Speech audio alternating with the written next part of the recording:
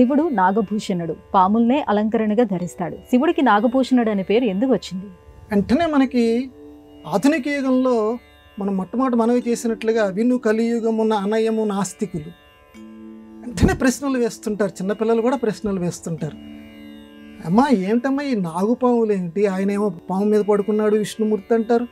ఈయనకి ఇంకో ఆభరణాలు లేవా? చక్కగా మంచి మంచి వాచీలు పెట్టుకోవచ్చు కదా. లేకపోతే ఇంకొక ఇంత భార్య చక్కగా ఆవిడ అంత గొప్ప అలంకరణ సంభూషిత అని రత్నగర్భ, ఆవిడకి విపరీతమైనటువంటి రత్నాలు ఉన్నాయి, మాణిక్యాలు ఉన్నాయి.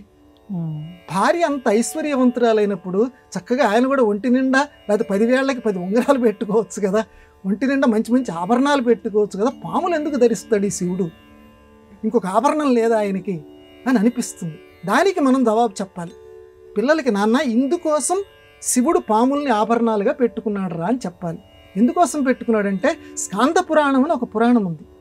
స్కాంద పురాణంలో కేదారఖండము అని ఒక అధ్యాయం ఉంది.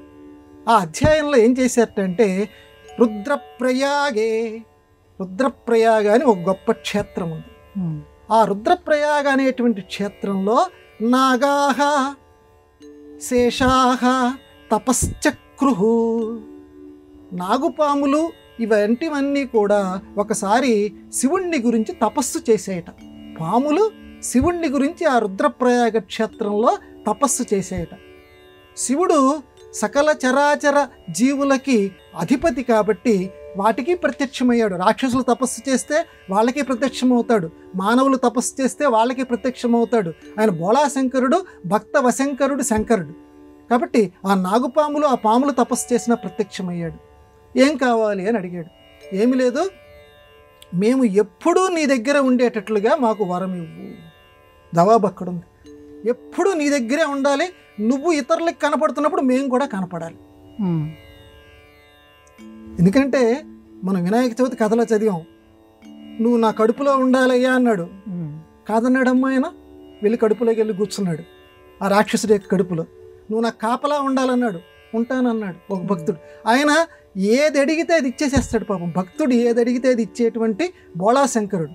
అందువల్ల నువ్వు కనిపించిన చోటల్లా మేము కూడా కనిపించాలి అని అంటే, మేము మీకు ఆభరణాలు కావాలి అలాగే అని వాటికి చక్కటి వరం ఇచ్చాడు ఆ స్వామి. అందువల్ల ఆ నాగుపాములకి వరం ఇచ్చాడు కాబట్టి ఆ పాముల్ని స్వామి, ఆ శివస్వామి ఆనాటి నుంచి తన ఆభరణాలుగా ధరించాడు. అందువల్ల స్వామి మనకెప్పుడూ కూడా నాగుపాముల్ని అలంకరణం చేసుకొని, అందులోనూ నాగేంద్రహారాయ త్రిలోచనాయ భస్మాంగరాగాయ అని మనం ఈరోజు కూడా మనం స్తోత్రం చేసుకుంటుంటామే. నాగేంద్రహారాయ, ఎందుకంటే ఉత్తములు అనేటువంటి వాళ్ళు ఎలా బతకాలో శివభగవానుడు చెప్తున్నాడు. ఆ వాసుకి అనేటువంటి వాడు ప్రధానంగా ఇక్కడ ఒక సర్పం మనకు కనిపిస్తుంది, అది వాసుకి. ఆ వాసుకిని ఏం చేశాడమ్మా, ఆ క్షీరసాగర మథన సందర్భంలో ఆ కవ్వం చిలుకుతూ ఉన్నప్పుడు ఒక తాడు కావాల్సి వచ్చింది. ఏ తాడు పనికి రాకపోతే వెంటనే తన మెడలో ఉన్నటువంటి ఆ వాసుకిని ఇచ్చేసాడు. సరే, విషాన్ని తను తాగాడు, అది పరోపకారం, అది మనందరికీ తెలుసు.